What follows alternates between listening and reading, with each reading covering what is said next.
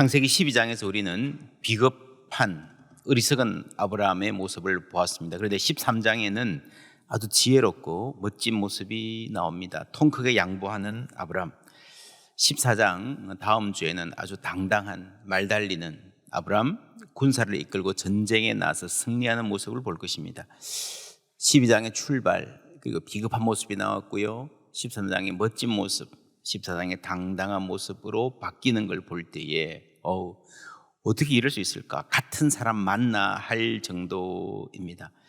여기서 우리가 성경을 보면서 한 가지 확인할 수 있는 사실은요, 사람은 변화될 수 있다는 것입니다. 아브라함이 어떻게 변화해 갔는가? 이 출발 앞에 하나 더, 하나님의 부르심이 있었다는 거 여러분 알아야 됩니다. 아브라함의 변화는 나 혼자 인격이 성숙하는 것이 아니라 아브라함을 부르신 하나님이 먼저 계시고 그 하나님의 뜻이 이루어지는 과정입니다. 인간은 헤맬 수 있습니다. 그러나 하나님은 상황을 통제하고 이끌어가고 계십니다. 하나님이 아브라함을 부르셨고 우리 한 사람 한 사람 부르신 줄 믿습니다. 로마서 8장 30절 함께 읽습니다. 또 미리 정하신 그들을 또한 부르시고 부르신 그들을 또한 의롭다 하시고 의롭다 하신 그들을 또한 영화롭게 하셨느니라. 아멘. 미리 정하신 그 사람을 하나님이 부르심에서 시작되었습니다. 아브라함의 삶도 부르심에서 시작되었습니다. 하나님이 불러서 가는 그 길에는 인간적으로 보면요, 좋은 일도 있고 나쁜 일도 있습니다. 나쁜 일도 위기를 가져올 수 있지만 여러분 아십니까? 좋은 일도요, 위기를 가져옵니다. 갑자기 다가오는 위기가 있습니다. 어느 날 회사에서 일하는데 걸려온 전화 한 통화, 집에 어떤 일이 생겼어요.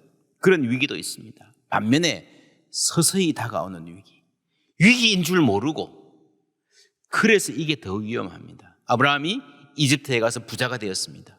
하나님의 파격적인 은혜를 경험했습니다. 1절 2절 함께 읽습니다. 아브라함이 애굽에서 그와 그의 아내와 모든 소유와 롯과 함께 네겝으로 올라가니 아브라함에게 가축과 은과 금이 풍부하였더라. 부자 됐습니다. 좋죠? 돈 많아지는 것 좋죠? 그러나 여러분, 이 좋은 일이, 이 인생의 어떤 좋은 일이 반드시 좋은 일로 연결되지만은 않습니다. 아브라함의 일행 롯도 양과 소와 장막이 있으므로 그 땅이 그들이 동거하기에 넉넉하지 못하였느니라. 이는 그들의 소유가 많아서 동거할 수 없었음이니라. 그러므로 아브라함의 가축의 목자와 롯의 가축의 목자가 서로 뭐라고요? 다투고 또 가나안 사람과 브리스 사람도 그 땅에 거주하였는지라. 부자가 된 것은 좋은 일인데 안 좋은 일이 이어지는 거예요. 그래서 성공도 관리되어야 됩니다. 더욱이 여기서 아브라함은 늘 리더십의 자리에 있습니다. 가장이니까요. 가만히 있으면 안 됩니다. 뭔가를 해야 되는 거예요. 뭔가를 예상하고 해야 된다. 그걸 프로액티브라고 그럽니다. 그냥 액티브한 것만이 아니라 먼저 다음에 올 일을, 다음 단계를 미리 예상하고 움직일 줄 아는 사람. 그렇죠? 창세기에서 바로가 요셉을 부르잖아요. 전권을 맡기잖아요. 왜입니까? 지금은 풍년이지만 흉년이 올 것이다. 지금은 그런 대로 괜찮지만 이게 가만 놔두면요, 관계가 상하게 돼 있습니다. 어떤 일이 벌어질지 모릅니다. 한번 관계가 상하면 되돌리기 대단히 힘듭니다. 어떻게 되겠지 뭐. 우리 가족인데 뭐. 그냥 기도하고 잘해보자. 회식도 하고 같이 악수해 그러고요. 아닙니다. 여러분, 헤어져야 될 때가 있는 거예요. 그래서 결정이라고 하는 것은 때로는 아픔을 선택해야 됩니다. 더 큰 아픔을 방지하기 위해서. 그 프로액티브 해야 됩니다. 아브라함은 결정을 내립니다. 롯에게 선택권을 주죠.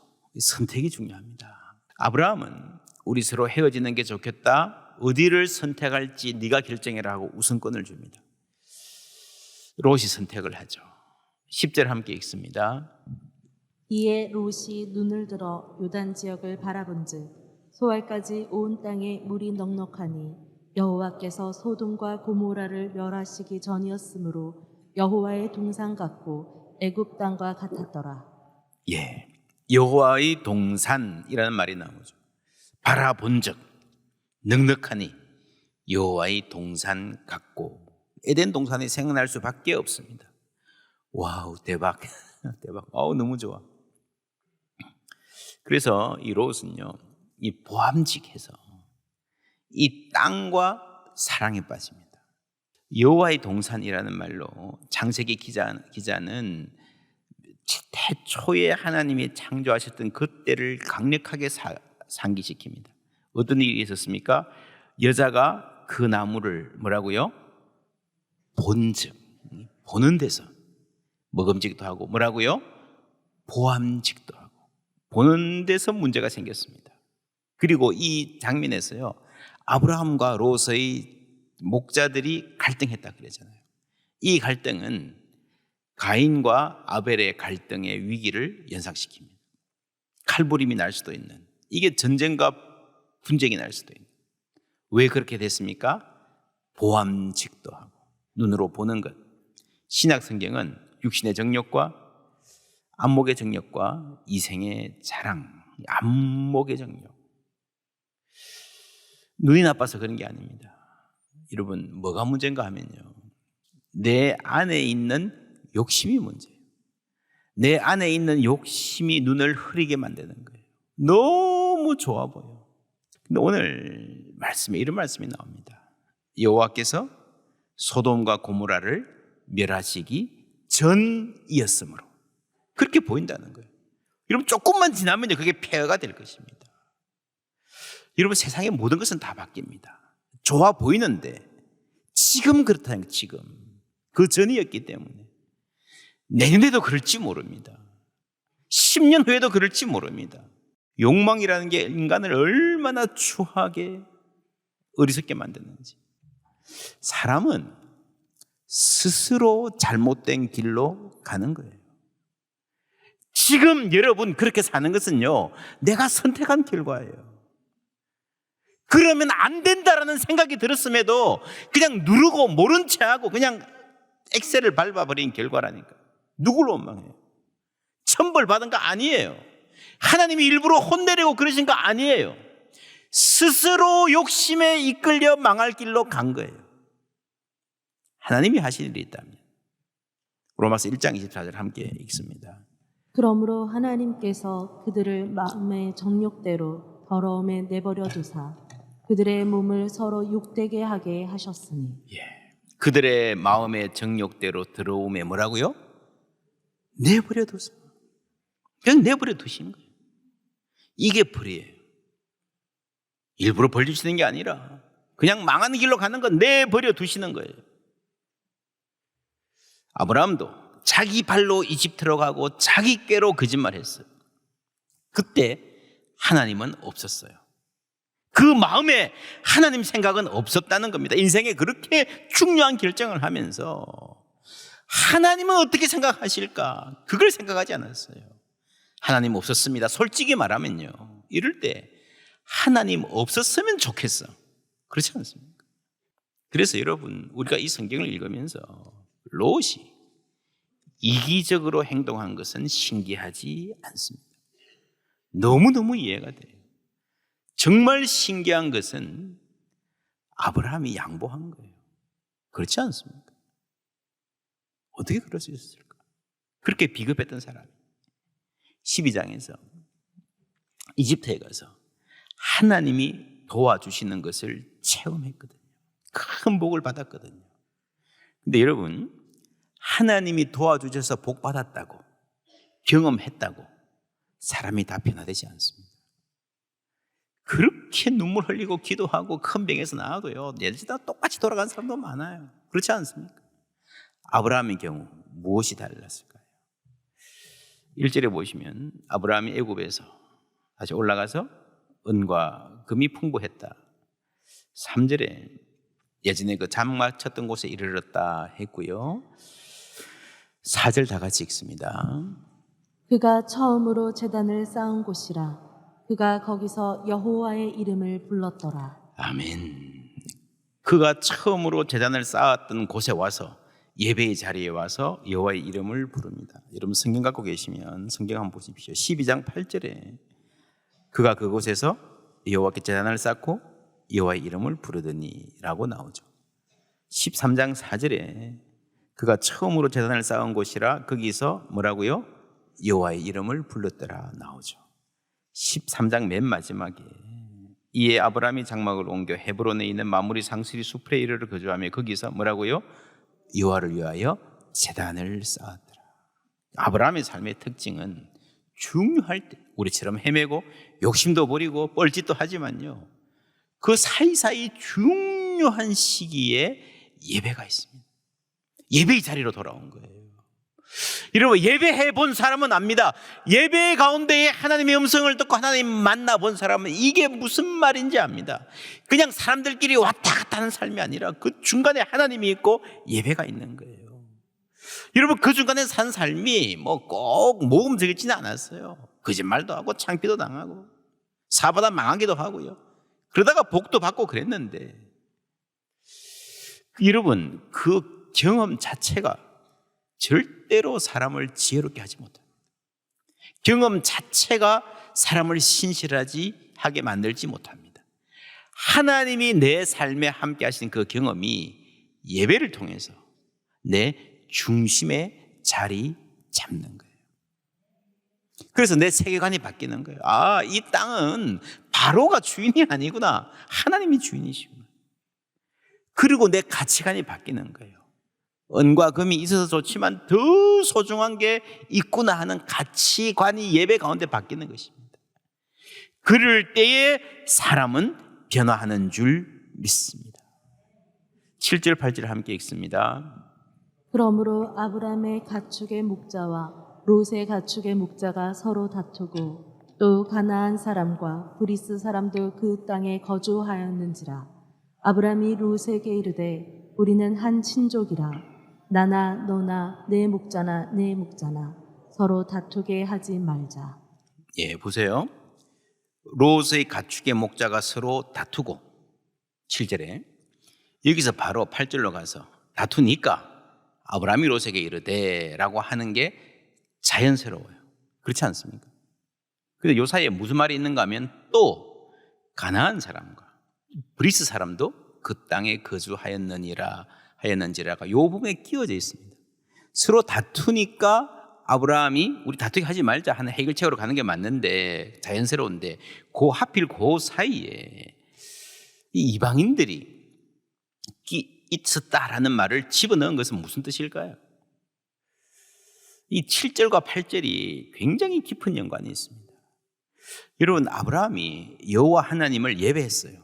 주위 사람들이 알지 않겠습니까? 제단을 쌓아 놓았습니다. 모를 수 있겠습니까? 왔다 갔다 보는데, 여러분, 예배가 뭡니까? 하나님의 이름을 높이는 게 예배예요. 하나님께 영광 돌리는 겁니다. 그거 다 아는데 버젓이 여호와 하나님의 이름으로 제단 쌓아놓고 여기서 다투고 가족 간에 욕심 부리고 칼부림 나고 하면요, 좋겠다. 여러분, 하나님의 영광을 위해서라도 우리는 다투면 안 돼요. 제단을 쌓았잖아요. 왔다 갔다 다 보이잖아요. 싸우면 되겠어요? 여기 교회 간판을 달았잖아요. 싸우면 되겠어요? 사람들이 내가 교회 장로고 권사고 집사인 거 다 알아요. 어떻게 살아야 되겠어요? 이거 롯이 선택을 하지만요, 그 선택은 아브라함의 선택 안에 있습니다. 아브라함이 그렇게 선택 안 했으면 롯은 뭐 해봐야 아무 소용없어요. 그렇죠? 아브라함의 선택은요, 하나님의 선택 안에 있는 거예요. 그래서 아브라함의 이 결정은 내가 좋은 길 가는 게 아니라 하나님이 나를 부르신 뜻을 이루어가는 결정인 것입니다. 내 인생은 나보다 큽니다. 그리고 이 선택 이전에 하나님이 우리를 부르신 선택이 있는 겁니다. 그 선택에는 하나님이 주신 사명이 있습니다. 아브라함의 경우 그 사명이 뭐였습니까? 아브라함을 선택하신 이유가 뭐였습니까? 세상에 복이 되는 것입니다. 어떻게 세상에 복이 됩니까? 아, 하나님은 저런 분이구나. 하나님이 계시면 사람들이 저렇게 살게 되는 거구나 하는 것을 삶으로 보여줘야 될 사명이 있어요. 그런데 땅 좀 차지하겠다고 조카와 싸우면요, 안 되잖아요. 자기 인생을 부정하는 거예요. 그래서 우리는 인생의 크고 작은 선택을 내리면서 뭐가 더 남을까, 그게 아니라 결혼, 취업, 진학, 사업 다 마찬가지입니다. 뭐가 나에게 유리할까, 이것뿐만이 아니라 하나님이 이 선택을 통해서 하나님의 뜻이 이루어지기를 원합니다. 나의 오늘 이 선택을 통해서 내 인생의 사명을 감당하기를 원합니다 하는 기도를 해야 되는 겁니다. 우리가 선택할 수 있다는 것은요, 자유가 있다는 거예요. 그렇죠? 아브라함이 롯에게 자유를 줬습니다. 그런데 하나님이 내가 자유를 받았는데, 선택할 자유가 있는데 더 큰 목적을 위해서 이 자유의 일부를 양보할 수 있어야 됩니다. 그게 진짜 자유입니다. 고린도전서 9장 12절 함께 읽습니다. 다른 이들도 너희에게 이런 권리를 가졌거든 하물며 우리일까 보냐. 그러나 우리가 이 권리를 쓰지 아니하고 범사에 참는 것은 그리스도의 복음에 아무 장애가 없게 하려 함이로다. 아멘. 고린도전서 9장 시작을 내가 자유인이 아니냐, 자유에 대한 이야기예요. 자유가 있기 때문에 권리가 있고, 그 권리를 내가 쓸 자유가 있는데 그걸 내가 참는 것은, 내가 내 자유를 다 행사하지 않고 양보하고 희생하는 것은요, 여러분, 내가 양보하는 걸 좋아해서 그런 게 아니에요. 그리스도의 복음이라고 하는 더 큰 목적이 있었기 때문입니다. 아브라함은 하나님의 영광을 위해서 사는, 세상에 복이 되는 그 더 큰 사명이 있었기 때문에 이거는 작은 거는 양보할 수 있는 거예요. 그러면서 우리가 그리스도를 알아가고 그리스도를 닮아가는 것입니다. 빌립보서 4장 12절 말씀 함께 읽습니다. 나는 비천에 처할 줄도 알고 풍부에 처할 줄도 알아. 모든 일 곧 배부름과 배고픔과 풍부와 궁핍에도 처할 줄 아는 일체의 비결을 배웠노라. 아멘. 예. 창세기 12장에서 아브라함은요, 기근을 만났습니다. 곤란한 상황에 처했습니다. 그렇죠? 궁핍에 처한 거죠. 근데 이제 부자가 되었어요. 둘 다를 배워야 되는 거예요. 둘 다를. 배부름도 배워야 되고 배고픔도 배워야 되고요, 풍부도 배워야 되고 궁핍도 배워야 되는 겁니다. 일체의 비결. 그게 신앙입니다. 여러분 자녀들이 앞으로 살아가면서 어떤 순간에 외롭고 힘들고 모든 것을 포기하고 싶을 만큼 낭망될 때 무너지지 아니하고 하나님 신뢰하는 법을 배우기를 축복합니다. 어떠한 경우에도 희망을 잃지 않는 것. 근데 여러분, 그게요, 반이에요, 반. 나머지 반은 뭡니까? 나머지 반은요, 여러분, 인생의 위기는 실패할 때만 닥치는 게 아닙니다. 성공할 때 더 큰 위기가 닥칠 수 있습니다. 배고파서 비겁해지는 사람도 있지만 배불러서 타락하는 사람도 있습니다. 이제 앞으로 시대에는 여러분, 지금 굶어 죽는 사람은 없잖아요. 앞으로 시대에는 이게 훨씬 더 문제입니다. 배불러서 타락하는 사람들, 여러분 신문에 연일 그러는 건 나잖아요. 고난 가운데 무너지지 않는 믿음도 필요하지만 풍부해도, 하나님이 높아주셔도 교만해지지 않는 이런 물질이 많이 생기면요, 탐욕은 더 커집니다. 그 탐욕에 내가 희생이 되는 거죠. 하나님이 아브라함에게 그거 훈련시키시는 거예요. 여러분, 아브라함도 왜 할 말이 없겠습니까? 사람이 탐욕도 또 자만심, 그렇죠? 이거 주면 내 손해다, 이런 계산도 있겠지만 일단 기분이 나빠. 안 그래요? 아이, 지가 뭔데 말이야. 내가 이거 없어도 살 수 있지만 너는 그러면 안 돼. 버릇을 가르쳐야 되겠다. 맞아요. 우리가 버릇을 가르쳐야 될 때가 있습니다. 그런데 우리가 생각해야 될 게요, 내가 먼저입니다. 내가 먼저 배워야 됩니다. 바울이 그랬잖아요. 나는 일체의 비결을 뭐라고요? 배웠노라. 이 일을 통해서 내가 무엇을 배우기를 하나님이 원하시는지, 이런 우리는 늘 이 일에 인생의 모든 일에 여기에 초점을 맞춰야 됩니다. 이 일을 통해서 누가요? 내가 무엇을 배우기를 하나님이 원하시는지. 많은 경우에 우리는 이 일을 통해서 다른 사람이 무엇을 배우기를 내가 원하는지에 초점을 맞춥니다. 이거 여러 개 고생해봤으니까 내 자식들이 정신 좀 차리겠지. 저 사람은 저것 좀 알아야 돼. 여러분, 그게 아니고요. 자꾸 그러니까 나는 아직 준비가 안 되는데 남을 가르치려고 그러니까 그게 자꾸 인생이 여러분 힘들어지는. 내가 배워야 됩니다. 내가. 그래서 우리 인생에 어떤 일이 일어날 때마다, 하나님 어떤 도전을 주실 때마다, 여러분 자녀가 사고치고요, 주위에 어려운 일이 생기고요, 직원 때문에 일이 꼬이고요, 혼내주고 싶고요, 저러면 안 되는데 싶고요 할 때, 그런 골치 아픈 일이 생길 때 먼저 생각해야 될 것은 지금 이 일을 통해서 누가? 내가 무엇을 배우기를 누가? 하나님이 원하시는지.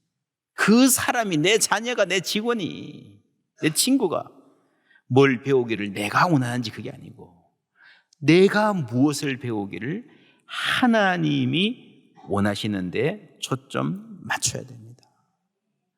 물론 롯은 틀렸어요. 근데 롯의 수준이 아직 그것뿐인데 어떻게 해요? 말한다고 듣겠습니까? 야 이놈아, 인생 그렇게 살면 안 돼. 가르쳐주고 싶지만 여러분, 그거 필요 없다는 말이 아니고요, 해도 안 될 때가 많아요. 그래서 우리는 먼저 하나님의 뜻을 헤아려야 됩니다. 정말 감당하기 힘든 일을 만날 때, 여러분 특히 자녀들이 말씀 부를 때, 이 일을 통해서 하나님이 나에게 하시는 말씀이 무엇인가, 그것에 먼저 초점 맞추는 은혜가 있기를 주님의 이름으로 축원합니다. 로마서 8장 28절, 우리가 알거니와 하나님을 사랑하는 자 곧 그의 뜻대로 부르심을 입은 자들에게는 모든 것이 합력하여 선을 이루느니라. 무슨 선입니까? 29절 다 같이 읽습니다. 하나님이 미리 아신 자들을 또한 그 아들의 형상을 본받게 하기 위하여 미리 정하셨으니 이는 그로 많은 형제 중에서 맏아들이 되게 하려 하심이니라. 아멘. 무슨 선인지 분명하죠? 여러분 다 잘된다 세상 일 그게 아니고요, 이 일을 통해서 우리가 그 아들의 형상을 본받게 하는 그 목적을 향해서 또 한 걸음 나가게 된다는 겁니다. 아브라함은 이집트에서의 그 창피한 경험을 통해서 또 롯과의 관계를 통해서 한 걸음 한 걸음 주님 닮아가는 것입니다. 여러분, 혹시 여러분 지금 죽을지도 모른다, 망할지도 모른다 그런 위기에 있습니까? 그러면요, 거기서 하나님이 내시는 길이 시작될 수 있다는 기대를 가지시기를 주님의 이름으로 축원합니다. 한국교회도 마찬가지입니다. 위기라 그러잖아요. 망할 것 같아 그러잖아요. 근데 그 위기를 제대로 알면요, 거기서 출발해서 소망이 생길 수 있습니다. 한국교회가 지금 그렇습니다. 여러분, 하나님께서 여러분 자녀들에게 성공을 주실 때에 그 성공 때문에 망하지 않는 인생 되기를 축복합니다. 하나님이 우리를 배부르게 하실 때에 그것 때문에 교만해지지 않게, 하나님이 풍요롭게 해주실 때도 더욱더 낮아지고 이웃을 돌아보는, 하나님이 우리를 높여주실 때 겸손을 잃지 않는 사람 되기를 축복합니다. 그렇다면요, 혹 실패해도, 혹 일이 뜻대로 잘 안 돼도 좌절하지 않는 사람 될 줄 믿습니다. 배부름과 배고픔과 풍부와 궁핍에도 잘 줄 아는 일체의 비결, 어떻게 가능합니까? 우리의 소망은 하나님께 있습니다. 하나님께 소망을 두는 훈련. 그럴 때에 우리의 삶이 예배가 되고 우리가 가는 곳마다 아브라함이 그랬듯이 하나님 이름 높이는 삶으로 살아가게 될 줄 믿습니다.